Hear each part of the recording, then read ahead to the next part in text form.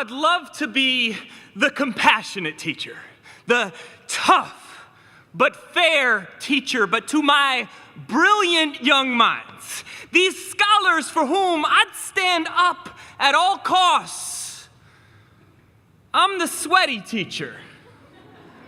Not the compassionate teacher who, hey, by the way, happens to sweat, or even the teacher who sweats. No, the sweaty teacher.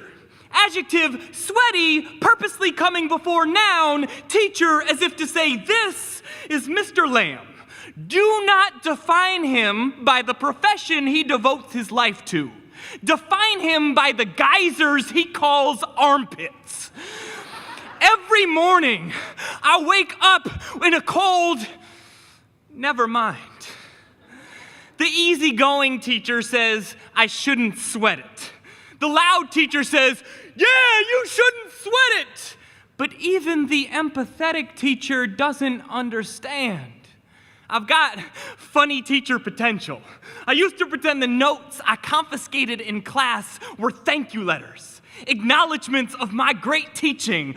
Oh, you shouldn't have. Until I intercepted one about a Mr. Stank Pits. No, really, you shouldn't have. Ever since, I've started developing quirky habits to deflect attention, to become someone new, the teacher who shrugs his shoulders really aggressively. The teacher who tucks his tie into his pants and pulls the end out his fly because he's so wacky.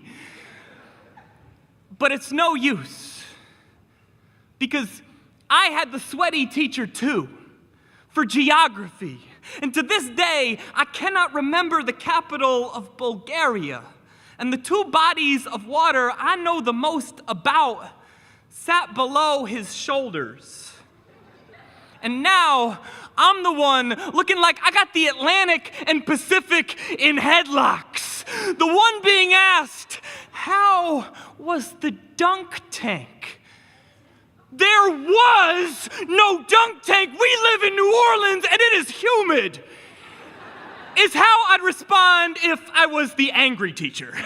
Instead, I look the kid in the eye as the sweat cascades down my nose and splatters onto his blank paper below, and I say, I sweat because I am working my tail off and I need you to do the same.